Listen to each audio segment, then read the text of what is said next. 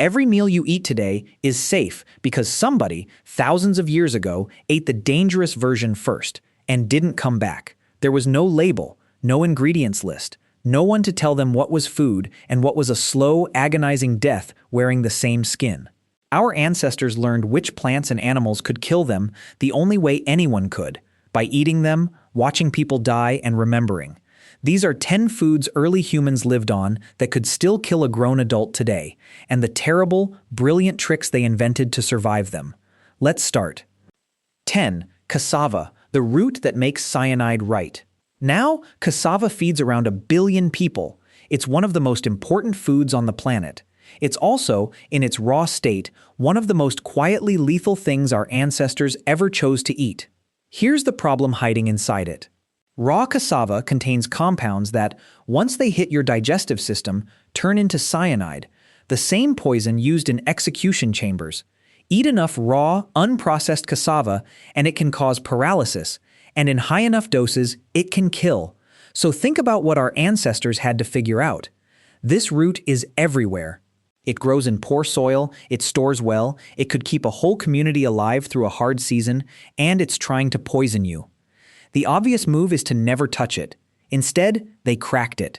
Somewhere in the deep past, people worked out that if you grate it, soak it, ferment it, and cook it in the right order, you can drive the poison out and keep the food.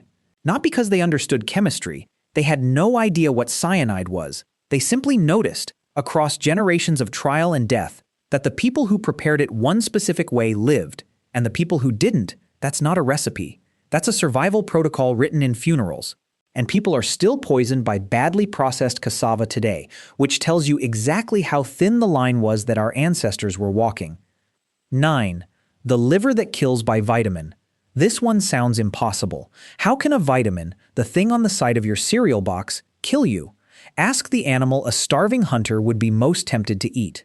When early humans hunted big Arctic animals, polar bears, seals, huskies, even certain large fish, the liver was a rich, obvious prize. Fatty, filling, packed with energy. And it turns out the liver of these animals is so overloaded with vitamin A that eating it can flood a human body with a fatal dose. The result has a name, hypervitaminosis A, and the symptoms are grim, splitting headache, vomiting.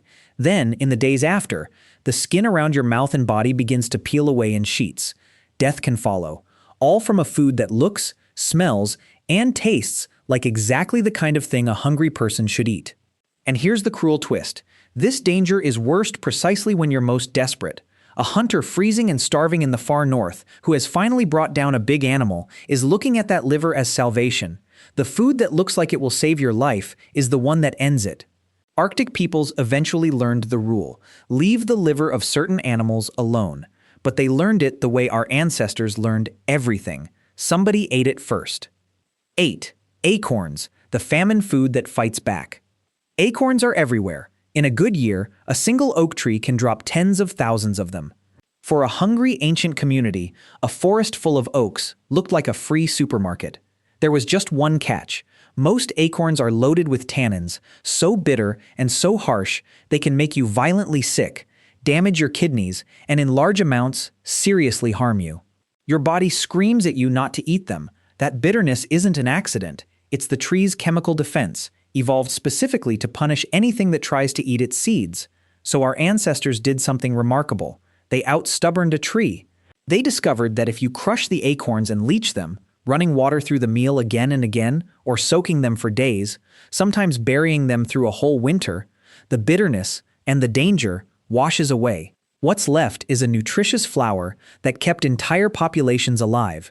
They turned poison into bread, with no chemistry, no lab, just patience and a refusal to starve. I want you to sit with how much work that is. Days of soaking, careful preparation, all to eat something a squirrel handles instinctively. That's the story of early human food in one nutshell. Almost nothing came easy, and almost everything was trying to hurt you. 7. Raw shellfish and the tide that turns deadly. For coastal humans, the sea was a lifeline. Shellfish don't run away. They don't fight back. You just walk out at low tide and gather dinner.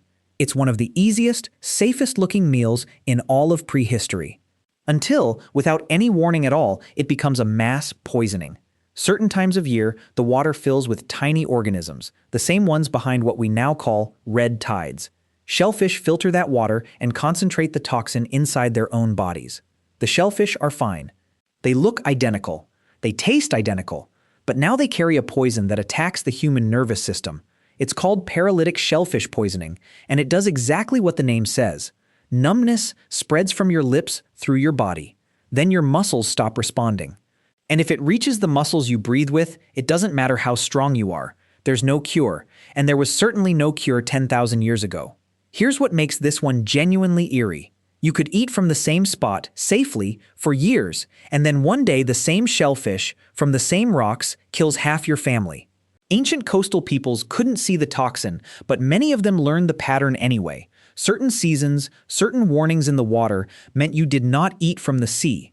A rule passed down, generation to generation, written in the memory of everyone who died breaking it. 6. Fugu's ancient ancestors, the fish that paralyzes. We tend to think of pufferfish as a modern delicacy, the famous fish that Japanese chefs train for years to prepare, because one wrong cut kills the customer. But people have been eating pufferfish since deep prehistory. We know because archaeologists have found their remains in ancient shell mounds thousands of years old, which raises a genuinely disturbing question. Pufferfish carry one of the most potent natural poisons known, a toxin many times deadlier than cyanide, with no antidote. A single fish holds enough to kill several adults. It causes total paralysis while the victim stays fully awake and aware, feeling their own body shut down. So why on earth were ancient people eating it? The answer tells you something dark and very human. They knew it was dangerous, and they ate it anyway. Maybe out of desperation in lean times. Maybe because even then, danger was part of the appeal. Whatever the reason, every ancient community that ate pufferfish had to learn, by watching people die, which parts were survivable and which were a death sentence. The exact knowledge that would one day become a highly trained art. Some of our ancestors weren't just surviving deadly food, they were gambling with it. And that's worth remembering the next time you think of early humans as simple. They were running the same reckless, curious, thrill-seeking calculations you'd recognize in people today. 5. Moldy grain and the poison that drove people mad. When our ancestors first started gathering and storing wild grains, they solved one problem, hunger, and walked straight into another. Grain, when it's stored damp, grows things. And some of those things are nightmares. The worst is a fungus called ergot, which grows on rye and other grains. Eat bread made from ergot-infected grain, and you don't just get sick, you get something that terrified people for thousands of years. Your fingers and toes burn as if they're on fire, then go numb, then black, then die and fall off, because the poison strangles the blood flow to your limbs. Others got the second version, violent hallucinations, convulsions, a descent into what looked, to everyone watching, like madness or a curse. Whole villages, in later history, were struck at once. People believed they were bewitched. Some historians think outbreaks of this poisoning are hiding behind old stories of curses and witch trials. But the roots of the problem go all the way back to the first humans who ever tried to store a harvest through a wet winter. Here's the quiet horror of it. This wasn't a wild plant our ancestors should have known to avoid. This was their own food supply, the grain they'd worked all year to grow and save, turning into poison in the dark of the storehouse. The very act of planning ahead, of storing food for the future, opened a brand new way to die. 4. Blood, raw meat, and the things living inside. For most of human history, cooking wasn't guaranteed. Fuel ran out, fires died in the rain, and sometimes you were simply too hungry to wait.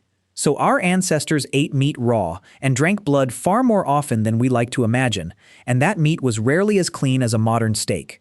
Wild animals are full of passengers, parasites, worms, larvae that live in muscle and organ, waiting for something to eat their host. Eat that flesh raw or barely cooked, and you eat them too, and they set up home inside you. One of the nastiest is a worm whose larvae you swallow in undercooked meat. They hatch, burrow out of your gut, and travel through your body, embedding themselves in your muscles, including the muscles of your heart and the muscle you breathe with. A bad enough infection can kill, and there's a tapeworm from eating raw pork whose larvae can migrate into the human brain. Let that image sit for a second. Every raw meal was a coin flip. Sometimes it was dinner. Sometimes it was the thing that would slowly eat you from the inside. This is one of the deepest reasons fire mattered so much to us, and why nearly every human culture on Earth, independently, arrived at the same conclusion. Cook the meat, not because anyone understood parasites, but because across thousands of years, the people who cooked their food lived longer than the people who didn't. 3. Wild almonds, the snack that carried cyanide. The almonds in your kitchen are safe, mild, a little sweet. Their wild ancestors were not. Wild bitter almonds carry the same cyanide-producing compound as raw cassava, and here's the part that makes them so dangerous. They're small, they taste almost like the safe kind, and a child could eat a handful in a minute. It doesn't take many.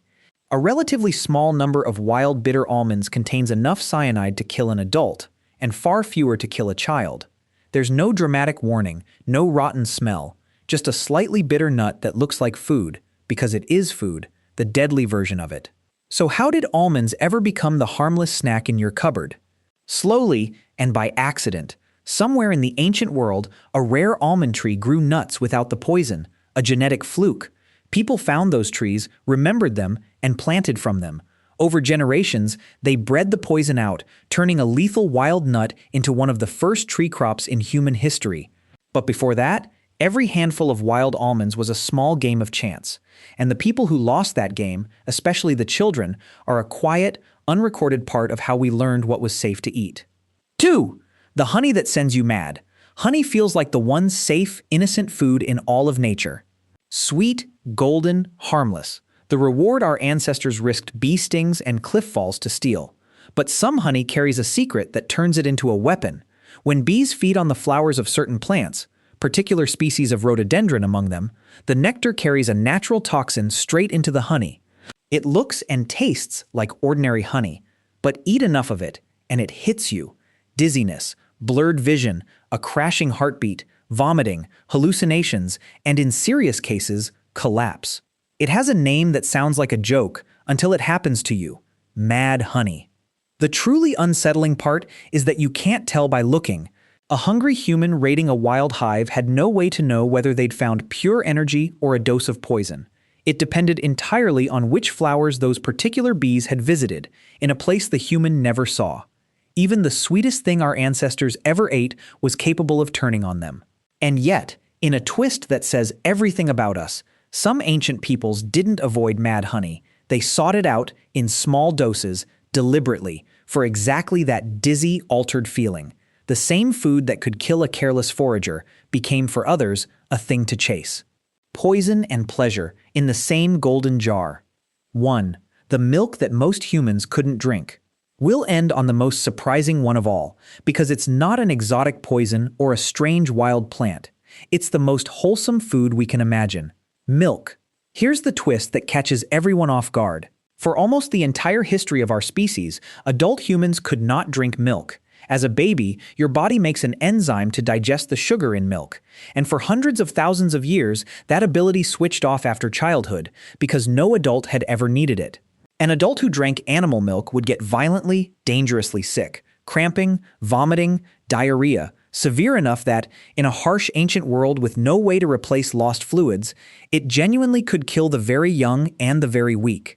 So when humans first started keeping animals, and a starving adult first tried drinking the milk of a goat or a cow, their own body treated it as a threat.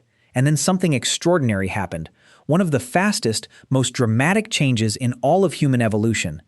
A random mutation appeared that kept the milk-digesting ability switched on into adulthood. In a world with herds of animals walking around producing food every single day, the people who could drink that milk had a staggering advantage. They survived famines that killed their neighbors. They had more children, and their children carried the gene.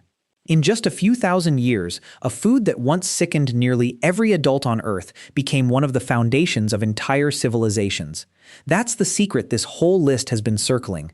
Our ancestors didn't just survive dangerous food, they were reshaped by it, in their traditions, in their knowledge, and finally in their very DNA. Every one of these foods was a test: cassava, the liver, the acorns, the shellfish, the milk, and the only reason you're here, able to eat almost anything you want without a second thought, is that a long line of people before you ate the dangerous version first and paid the price so you wouldn't have to. So the next time you sit down to a meal without even thinking about it, no fear, no risk, no funeral if you get it wrong, remember what that safety cost. Every ordinary food on your plate is the safe end of a story that began with someone, thousands of years ago, taking a terrible risk in the dark. We didn't inherit a safe world. We built one deadly meal at a time. If you want to see what our ancestors ate when there was nothing safe left at all, there's a video waiting for you right there. I'll see you in it.